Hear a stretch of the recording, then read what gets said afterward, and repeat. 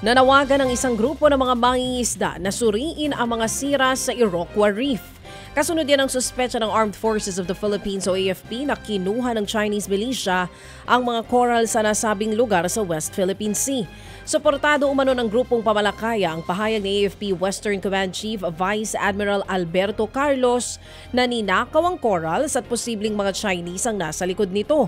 Nauna na ring sinabi ni Carlos na nag-iwan ito ng matinding pinsala sa Iroquois Reef at malapit sa Palawan at nasa loob nga ng exclusive economic zone ng Pilipinas.